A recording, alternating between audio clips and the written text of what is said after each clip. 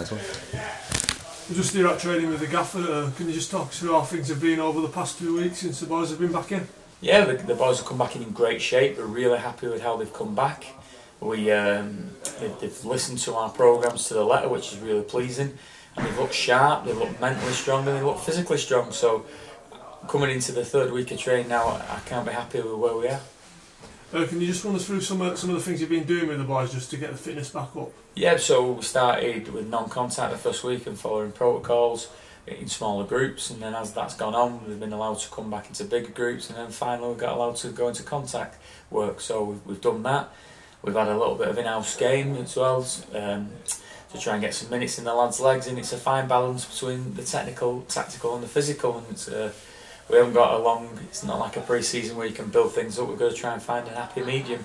We feel like we've done that, and hopefully now as we move through the week we can hopefully maybe get a competitive friendly. We're still trying to work on that, but hopefully we'll get one of them for the weekend.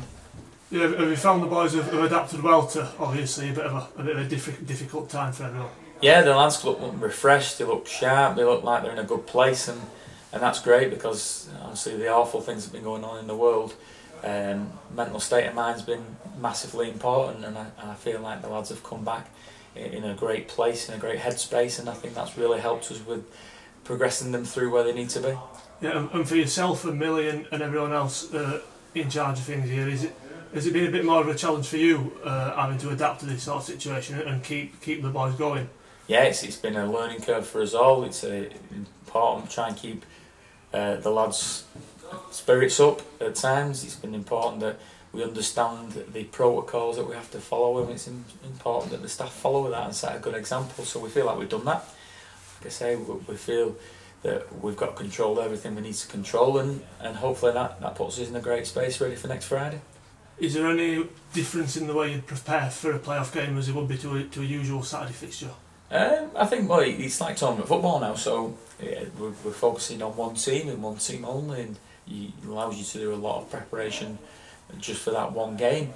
But what will be important on the day is how we conduct ourselves and how we behave. So it's been a lot about us, less about them, but as we get nearer the game we'll start to drip feed a little bit of information on them into them.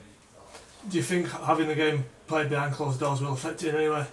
No, I feel, I've said this before, I feel that if I have to get the players up for a game of this importance, then I think they're in the wrong industry.